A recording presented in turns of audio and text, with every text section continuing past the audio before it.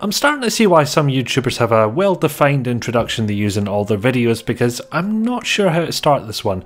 I've got a game here called Hostil, which is simplistic to the point where I'm tempted to call it a hidden object game. Honestly though, that's a bit too harsh. When I think of hidden object games, I think of moving to a screen, clicking a bunch of related items, reading some text, rinse, repeat. Hostil has you do a little bit more than that. Not much, but enough that I can't spend the whole review comparing it to that genre, which was honestly my original plan. You play a spaceship person who crash lands on a planet and doesn't know why. The entire game revolves around finding a means of escape and figuring out why this planet is so weird. You've got mysterious crystals, acid waterfalls, inconsistent gravity, and a few other oddities that coalesce to make you think, well, that's not right. Also, the planet wants to kill you. If you're playing in what they call survival mode, a bit more on that later, but suffice to say, try and head down the wrong path and you'll have to restart whichever screen you're on. Now there are some mercies with this. You'll never die from a single click, for example. The game usually has you click on the same object multiple times to get a full description, and it has different icons depending on the action a click will invoke. A magnifying glass, hand and footprint icons tend to make the action itself quite clear, if not the consequences. Also, encountering one of these death scenarios means it'll be marked with a skull next time round. No need to memorise the correct path. Nonetheless, this whole setup makes the game feel like an exercise in trial and error. Now, I mentioned this is in survival mode.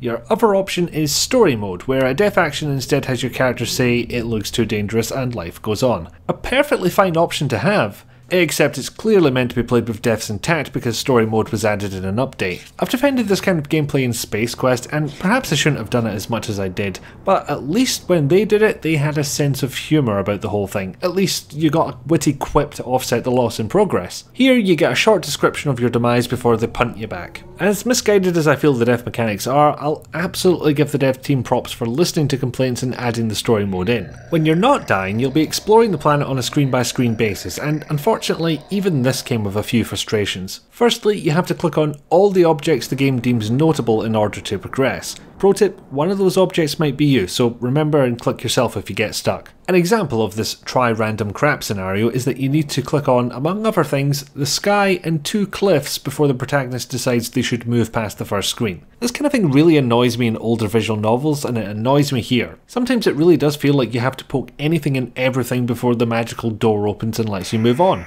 Which, in a game which is prone to bouts of player murder, is not something you'll be all that eager to do. Granted, that does succeed in portraying a hostile world, as per the developer's intention, but I don't think it's going to be fun or even compelling to play. And I'll throw this in as less of a nitpick and more of a someone might want to know this, you don't actually control your character's movement directly. Sometimes you'll do an action which makes them change position, but you can't click a place to make them walk there. Which would be another chance to compare this to a hidden object game that I'm not going to take. Then we have the actual puzzles, the one that require thinking with the brains. Some of them are fairly simple, use item here, use item there. These tasks are simple enough, especially when everything you need to solve a puzzle is on the same screen. Moving up a notch, you have more complex puzzles to deal with, like figuring out an order for instance. Then you have pixel hunting. Well, not so much pixel hunting as find a thing that blends into the background, which I find just as frustrating and makes me want to compare it to a hidden object game all the more. You've got the same problem where you're frantically throwing the mouse cursor all over the screen like a madman trying to find something interactive, which you're probably only going to be doing because the game says you haven't clicked all the right things yet. Even in story mode, this was a needlessly frustrating experience. This might be worthwhile if the story was of particular interest, but it's bare bones. And not in a leave the questions for the fandom to pour over kind of way.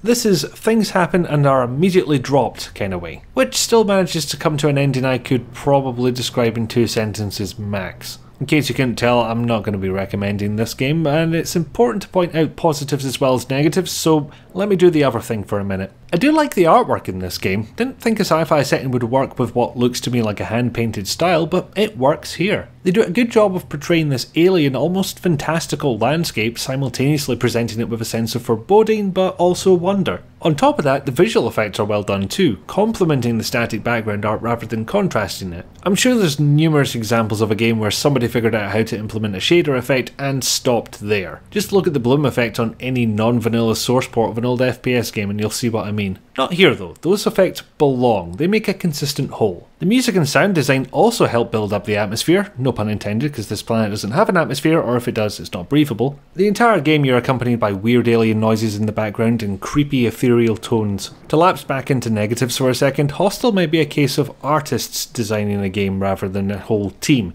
given where the focus seemingly went. Not to rag on artists, mind you, if the team had only programmers we'd probably end up with nothing but stickmen. Probably not the case here though, because we also have Linux support available. That's cool. So I'm not recommending this one, that's probably clear by now. We've got a frustrating experience that lasted 45 minutes for me in story mode, which would probably be double the time and frustration if I'd played it in survival mode the first time. The asking price of £2.09 is hardly anything from my perspective, but that might not be your view, and it is still hard currency for a game I don't think is worth playing. You have an experience which, despite having the ambience they were going for, leads to something frustrating, painfully short, ultimately unfulfilling, and probably something you're going to forget about in a week. Sorry to say, but it's not worth it.